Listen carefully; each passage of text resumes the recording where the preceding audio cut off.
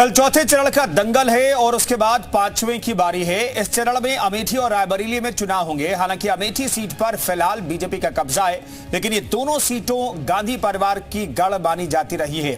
आज अमेठी और रायबरेली में बीजेपी के दो दिग्गज गरजे।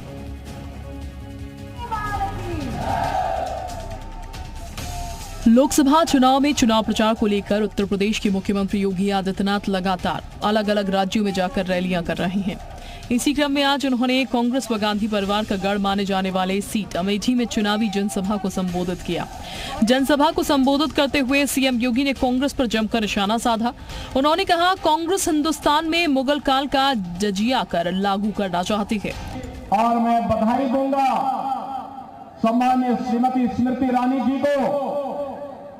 उन्होंने 5 वर्ष में जितना दौरा अमेठी लोकसभा क्षेत्र का किया, कांग्रेस की 4 पीढ़ियां उतना दौरा संयुक्त रूप से नहीं कर पाई थी।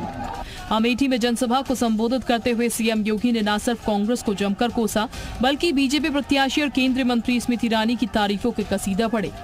बहनों और भाइयों, मैं आपसे बताना चाहता हूं, सबसे पहली बात कि कांग्रेस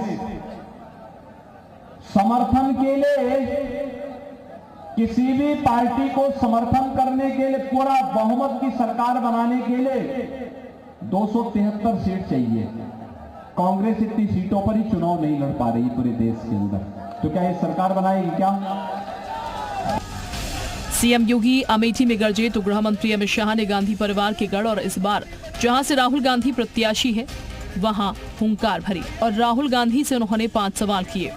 अमित शाह ने पूछा कि राहुल गांधी बताएं कि ट्रिपल तलाक वापस लाएंगे क्या, मुस्लिम पर्सनल लॉ की जगह यूसीसी होनी चाहिए कि नहीं, सर्जिकल स्ट्राइक का समर्थन करते हैं या नहीं, राम मंदिर में आप दर्शन करने क्यों नहीं गए और धारा 370 हटाने का आप समर्थन करते हो या नहीं।